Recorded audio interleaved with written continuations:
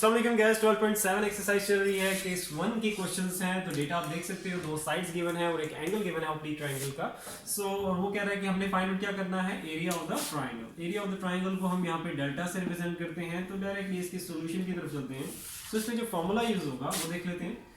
So case 1 में जो formulas हमारे पास यूज हो रहे हैं वो है 1/2 और according to the given data हमारे पास साइड्स जो गिवन है वो ए बी है और एंगल जो गिवन है वो हमारे पास गैमा।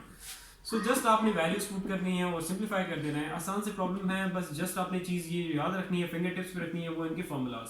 ये आ जाएगा 9.25 बी की value, sine of gamma. Gamma हमारे पास है 56 डिग्री एंड 44 मिनट्स। तो जस्ट एक ही स्टेप में इसको मल्टीप्लाई डिवाइड कर दो और आपके पास रिजल्ट आ जाएगा। ये आ जाएगा 4.33 multiply by 9.25 multiply by sine of 56 degree and 44 minutes divided by 2। सो ये आपके पास आ जाएगा area of the triangle 16.73 decimal places तक आंसर इनफ है। और लास्ट में आप लिख देना है स्क्वायर यूनिट्स। हाँ, अगर यहाँ पे इसने दिया होता है मीटर सेंटीमीटर जो भी साइड लेंथ है उसका कोई यूनिट अगर दिया होता तो वो in the form of square करके हम लिख देते हैं, लेकिन अभी जनरली आप लिख दो in the square units because यहाँ पे इसने जो साइड लेंथ दी है उसके यूनिट्स से डिफाइन नहीं किए हुए। सो ये था केस नंबर फर्स्ट का, ये लास्ट प्रॉब्लम था इस एक्सरसाइज का। सो इंशाल्लाह नेक्स्ट क्वेश्चन नंबर मैं 2 कवर करूंगा, वो केस 2 है।